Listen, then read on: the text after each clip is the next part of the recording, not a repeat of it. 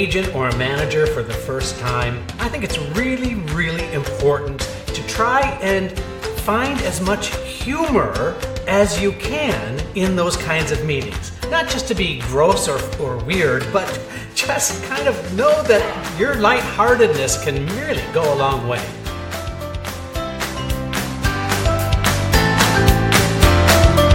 Welcome to Casting Actors Cast, insights for actors on acting in the business of show. Casting director Jeffrey Dreisbach takes you behind the scenes and reveals secrets to a successful acting career. You can find out more on the web at castingactorscast.com. Please enjoy, like, and share Casting Actors Cast. Now, here's your host, Jeffrey Dreisbach. Well, hello, and welcome to another episode of Casting Actors Cast. I'm Jeffrey Dreisbach, casting director with McCorkle Casting in New York, welcoming you to this edition of Casting Actors Cast. We're calling today's episode Bad for Business, and I'll explain all about that and more in just a moment. This is that portion of the podcast where I want to just say thank you so very much for tuning in. If this is your first time listening to Casting Actors Cast, well, welcome. So cool that you're here. And if you're a regular listener, thank you so much. It's so cool to get some feedback. I've been getting constant feedback and thank yous and all kinds of cool stuff coming in through the website castingactorscast.com. I just want to thank you so much for that. It's really interesting to me to be getting questions and nice comments and people who are really getting a lot out of the podcast. And as I've said frequently, I will continue to do these podcasts as long as there are people out there listening. In addition to that, I have to say that we're coming up to our 1-year anniversary of doing the podcast. Can you believe it? So if you haven't heard all of the episodes of Casting Actors Cast, I invite you to go to the website, castingactorscast.com, and check out some past episodes. In addition, if you fill out the form that's just below where it says jump into the talent pool, then you can get an absolutely 100% free downloadable PDF book that I wrote called Conversation Pieces Out of the Studio, the voiceover workshop for professional actors, based on the workshop teaching that I do basically all over the country. I go out and do these workshops. As a matter of fact, I'm going to be going to University of Missouri, Kansas City, doing a workshop, a 4-day workshop with them. And this book was really the beginning of me wanting to put together a comprehensive 100-page manual based on the workshop that I do at these universities. So you're going to find a lot of tips and suggestions and some ideas about how to literally jump into being a voiceover actor. And being a voice actor right now is really extremely popular for a lot of folks. And so I hope this book might be of value to you and that some of those questions you have about the business of being a voice actor can be answered as well. Go to castingactorscast.com. In addition, as I mentioned just a moment ago, we're doing a 1-year anniversary. It would be so cool, and I would just be so grateful if you could go ahead and leave me a comment before the anniversary show. There's even a place where you can leave a voice message. So if this show has helped you in any way, if you have enjoyed the show, if you want to make a comment, you can do it and literally leave a voicemail by clicking on the form that says leave a voice message. I would love to be able to play that on the air as well on our anniversary show. So if this podcast has helped you in any way, then please consider leaving a voice message, and I would love to be able to put that on the anniversary show coming up to 1 year of doing these podcasts. Very, very exciting time for me, and I can't express my gratitude enough, it seems. So thank you so much for listening. Today's episode called Bad for Business. What I mean by that is I've gone to pretty great lengths, I think, anyway, to share some positive messages about being an actor in this business and all of the things that can really affect an actor negatively and how to overcome those traps, those pitfalls that actors sometimes find themselves in, whether it be audition techniques or whether it be taking acting classes or how to put together a good self-tape or electronic submission audition. I really have strived to make that the cornerstone of the podcast. But now I need to talk about something a little more serious today, and that is, quite frankly, I'm a little pissed off about some of the practices that are going on out there in the business, and I just wanted to make this episode about those traps and pitfalls that literally are bad for our business. And so if you feel like you've been ripped off in any way, I want you to listen to this podcast and reaffirm some of the things that might have happened. Perhaps your story can be shared with others, and I would be happy to facilitate that. But let's just talk first about right now. The season really is underway, that what we call showcase season, where colleges and universities from all over the country come into New York City.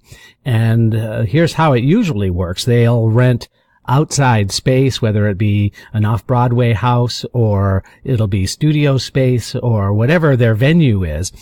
And then they'll showcase their students. And usually the BFA or MFA acting students will put together a performance of scenes and or monologues and or musical theater performances to showcase their students just graduating from college or university training programs.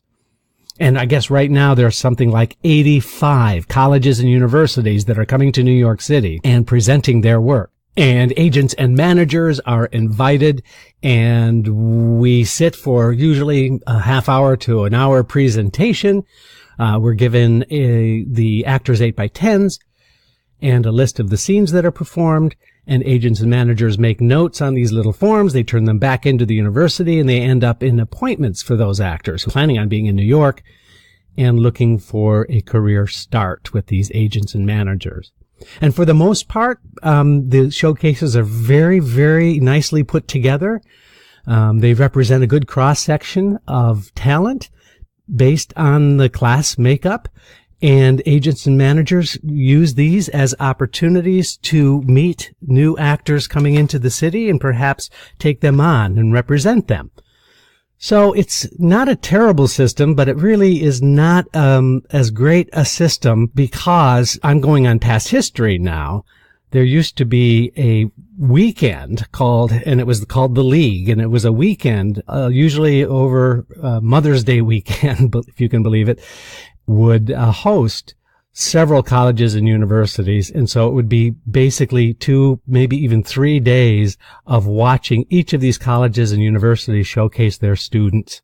And at the end of the weekend, these colleges and universities would end up getting agents and managers and get seen by industry folks. And it was really a popular thing.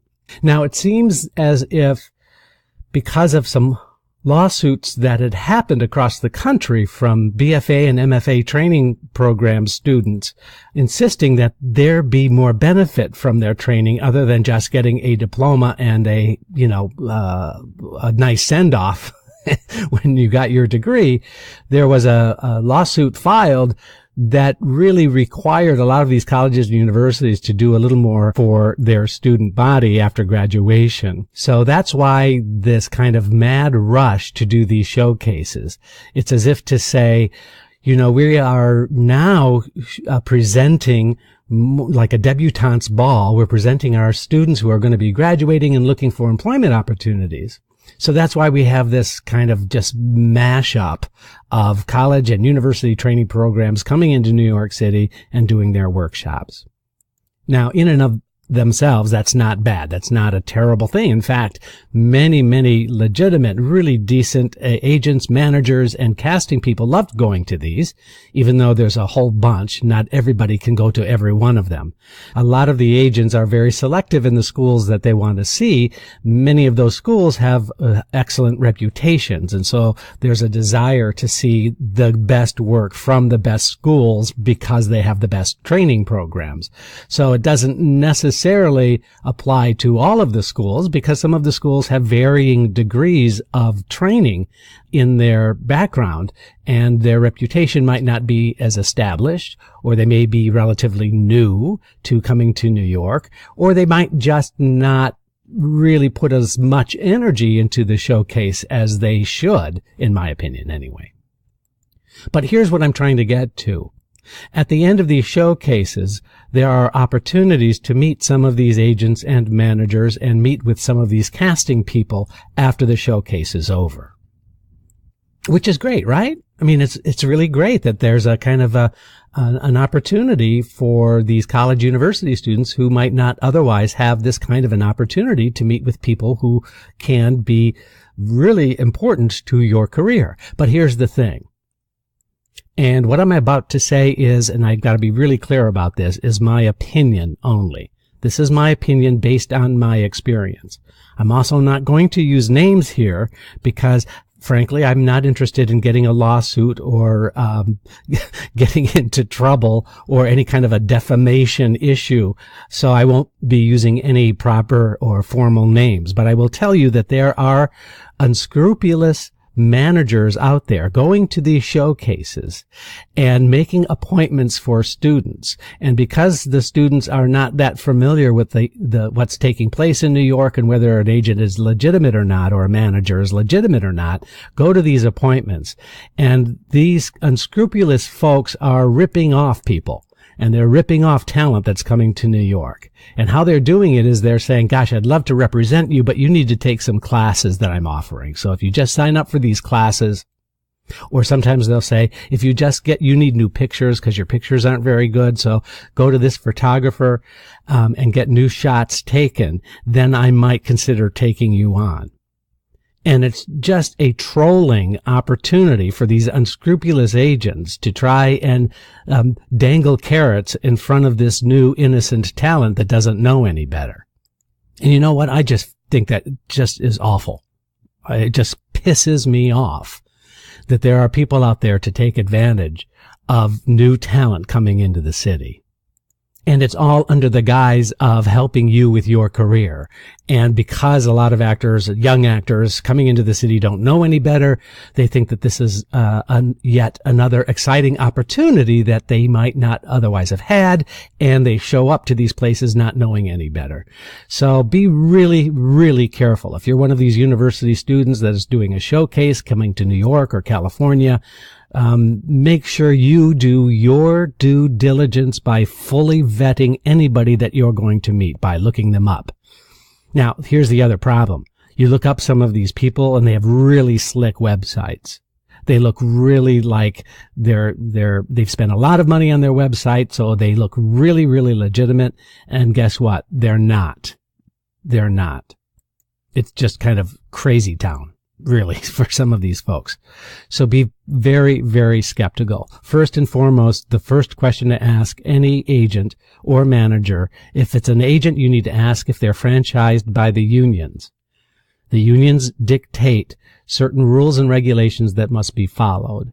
And if you get a hemming or hawing response, then run. Don't walk away from that situation. Now, managers don't have any kind of oversight to that same degree, but the question becomes you asking that manager, which agencies do you work through? Because by law, managers are not allowed to negotiate contracts. So a manager has to go through an agent for any SAG-AFTRA, any union jobs that are out there. So that would be just a really good question to ask a manager as well. And then finally, use whatever resources are at your disposal with people who might be able to answer the question, are they the real deal or not? Now, along those same lines, I received a couple of emails asking me the following question, and I'm sort of just going to be a little general about the question, but they both were sort of along the same lines, and that is if you sign with an agent and they're not sending you out very much, and you're not getting seen or you're not getting any auditions, is there something that you can do about that? And the answer is, if that agent is franchised by the unions, There's a union rule that says if you're not booking anything within a 90-day period of time, you can opt out of that contract. That is, if you sign an exclusivity contract.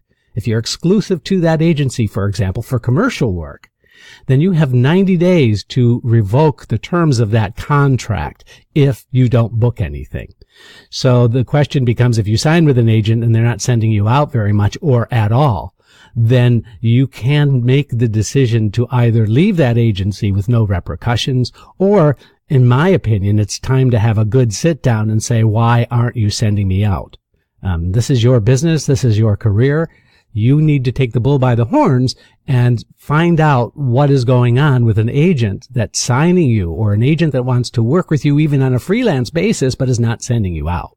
See, the thing is, I think that actors are so kind of desperate for representation and an agent, thinking that that's going to be the next huge best thing for their career. And in many cases, that's the truth.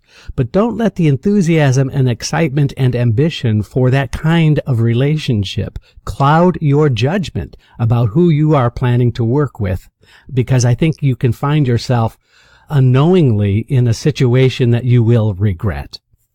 So I want to share another story that is really bad for business as well. This happened to me quite a while ago, but I think the whole the whole situation or scenario I'm about to share with you still applies. And that is when I was a young actor and being sent out a lot with a small boutique agency that I was working with. And I really loved this agency because there were only 4 people working in the agency, and one person did the film and television stuff, one person did the legitimate theater stuff, and then the third person did the commercial stuff. And they were sending me out all the time.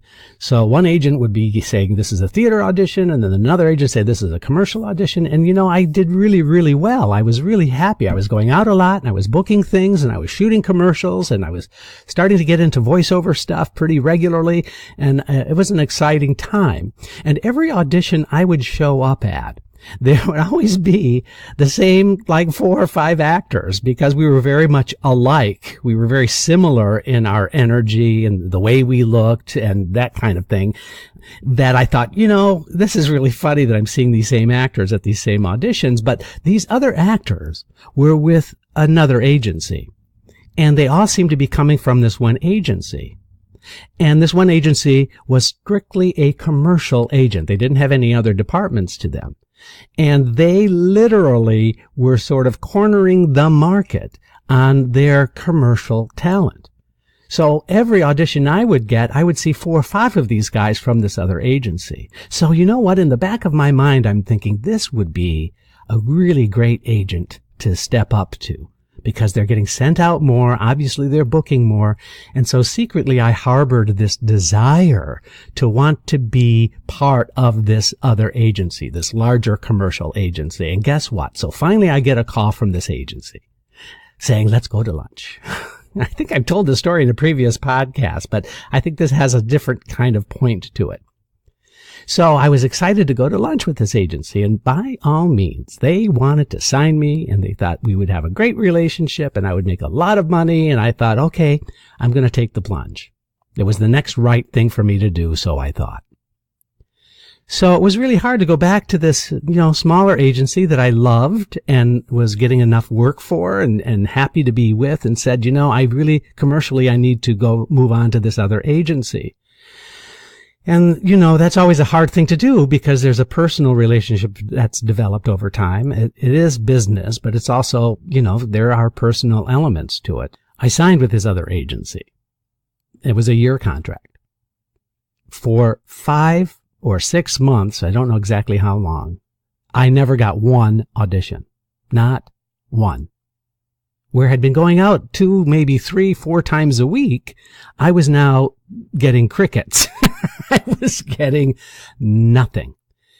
I would call on occasion and say, is there anything going on? They say, no, nothing right now. It's very quiet. And then I would just kind of let that slide until finally I said, you know what? I'm just really kind of annoyed that you haven't sent me out. I haven't gotten anything. What's going on? And that agent finally said to me, you just don't get it, do you? And I thought, what? Get what? He said, we wanted to sign you just so we would keep you from being competition with my other clients. So I'll let that sit for just a minute. They signed me to take me out of competition because their clients that they preferred were losing jobs to yours truly. And so that was an incredible wake-up call. Now, I had been in the business 4 or 5 years, so you would think I would have known better, but I didn't. So those scenarios, ladies and gentlemen, are what I call bad for business. I'm happy to report that that agency is no longer in business at all. They're gone. And that boutique agency that I left welcomed me back with open arms, and I was and still continue to be grateful for that situation. Yeah, you know what? I am a little bit pissed off about people ripping off other people. We're doing that kind of damage to other people. It doesn't make anybody look good. It doesn't help anybody's career. And it gives us all sort of a bad name because of these unscrupulous bad apples that are sitting in this barrel churning away. So being forewarned is forearmed.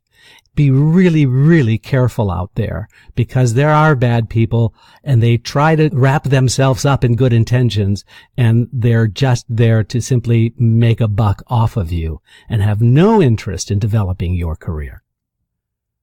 I know this has been kind of a downer episode, but I really felt it important that you know the truth about what's going on out there sometimes so that you don't find yourself in a similar situation. Thank you for listening. This is the end of this episode of Casting Actors Cast called Bad for Business. I'm Jeffrey Dreisbach. Please tune in next time. I promise I'll try to have something a little more fun and kind of lighten up a little bit because I need it now too. I also need to take a shower. Okay. Thanks very much, everybody. Have a great week, will you?